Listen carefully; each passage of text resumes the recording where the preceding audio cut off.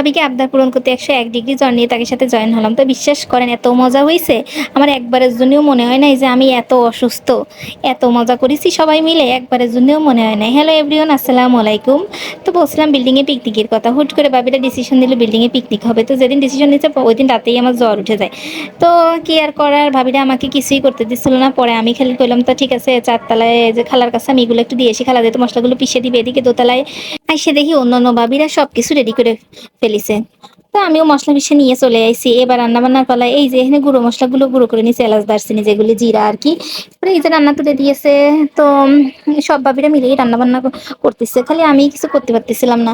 এই যে পেঁয়াজের মধ্যে হচ্ছে তেজপাতা এলাচ দারচিনি দিয়ে একটু নাইড়ে ছেড়ে এই যে দিয়ে দিচ্ছে এখন রসুন বাটা। তো বিরিয়ানিটা যে স্বাদ হয়েছে, আপনারাও এই রেসিপি দিয়ে ফলো করতে পারেন। এই দিয়ে দিল রসুন বাটা, এই যে এর মধ্যে দেবে এবার আদা বাটা। আদা বাটা দিয়ে নাইড়ে ছেড়ে দিয়ে দিল এই যে সস, খানিক সস, 1 বোতল ধরে সসের মধ্যে ঢেলে দিচ্ছে। আপনি যত খুশি তত দিতে পারেন, বেশি থাকলে বেশি দেবেন। আরেকভাবে এই যে গোশটা আবার ভালো করে ধুয়ে নিচ্ছে, ভাবির মধ্যে গোশ ধোয়াতে হচ্ছে না। আর এই যে মশলা গুঁড়ো করে রাখছিলাম না, ওই যে জিরে এলাচ দারচিনি তাই দিয়ে দিল। এবার দিয়ে দিল একখানি টক দই, 1 বাটি টক দই ধরে ভাবি ডাইলে দিল।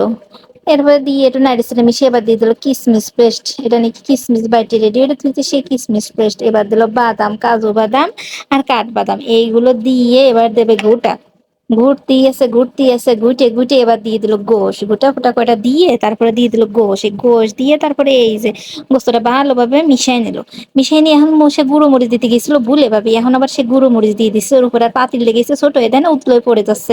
এই জন্য পাতিলটা এই যে চেঞ্জ করে নিল। তো এই পর্যায়ে এসে আমার শরীরটা মেলা খারাপ লাগতেছিল। পরে আমি বাসায় যে দিছি একটা ঘুমিতে উঠে নিচে এসে দেখছে রান্না বান্না সব কমপ্লিট হয়ে গেছে, সবাই বসে রয়েছে আমার নিয়ে নাচানাচি করবে। তো এই যে রান্না বান্না হয়ে গেলে পরে সবাই মিলে অনেক আনন্দ করলাম, অনেক নাচ গান করলাম। তো এত মজা হয়েছে, তা কি আর। এই যে আমাকে মাইয়া না নাচ গান করতে, নাচটা যে কি সুন্দর হয়েছে, কি সুন্দর যে নাচতে পারে মাইয়া করা। কিন্তু এই যে গান যদি অ্যাড করতে পারতাম তাহলে আপনারা বুঝতেন, কিন্তু গান কিরম ফিলে অ্যাড করবো? গান অ্যাড করলে উনি ফেসবুক কবে না অন্যের ভিডিও চুরিয়ে নিয়েছে, নিজের জামাইয়ের ছবিও যদি দিই নিজের ছবিও দিই তাও কবে না আমি বলে অন্যের ভিডিও চুরিয়ে নিয়েছি। এই জন্যই তো গান দেওয়ার কোনো উপায় নেই। তো যাক, এই এরপরে এই যে বাইকে খাতে দিয়ে দিলাম, বাইকে এক ফ্ল্যাটে পরে খেতে দিছি আর আমরা বসে অন্য ফ্ল্যাটে। তো বাইরে তো মনের সুখী খাচ্ছে, যে বউরা রান্ধতে বেড়ে সব সামনে দেশে কি মজা, কয় রমণীর রান্না খাবো আজকে একসাথে। বাইরে তো সে মহা খুশি, যে দেখে না মিচুর মিচুর উত্তিসের খাচ্ছে।